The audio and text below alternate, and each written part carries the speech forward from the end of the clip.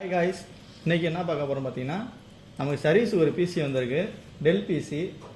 இது என்ன கம்ப்ளைண்ட் சொன்னாங்கன்னா, பிசி ஆன் பண்ணணும் உள்ளே போகல, பூட் ஆகி உள்ளே போகல அப்படின்ற மாதிரி சொன்னாங்க. வாங்க என்ன ப்ராப்ளம் பார்ப்போம். ஃபஸ்ட்டு பிசி ஆன் பண்ணிக்குவோம்.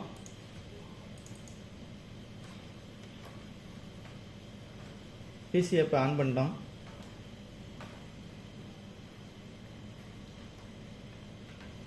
பிசி ஆன் பண்ணோன்னு பார்த்தீங்கன்னா இந்த செட்டப்பில் இருக்கும்.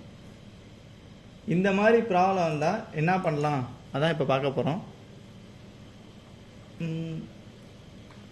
ஃபஸ்ட்டு வந்து பயாஸ் போயிடுவோம்.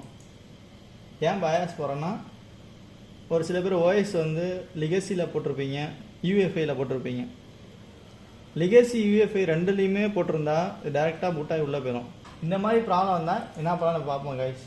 ஃபஸ்ட்டு பயாஸுக்கு வந்து கீழே கீ போட்டிருக்கு, F2 அழுத்திடுவோம். இந்த மாதிரி ப்ராப்ளம் வந்தால் டக்குன்னு ஃபஸ்ட்டு பயாஸுக்கு போயிருங்க.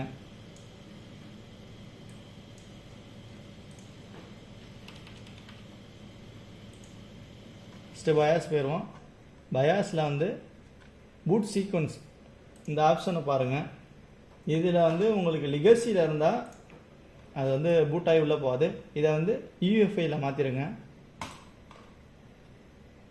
அப்ளை கொடுத்து save to customer use setting okay கொடுத்து எக்ஸிட் கொடுத்துருங்க.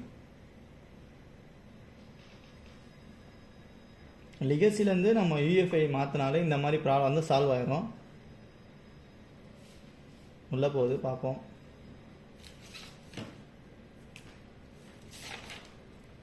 அவ்வளோதான் கைஸ், உள்ளே போயிடுச்சு. இந்த மாதிரி ப்ராப்ளம் இருந்தால் இது மாதிரி பண்ணுங்கள்.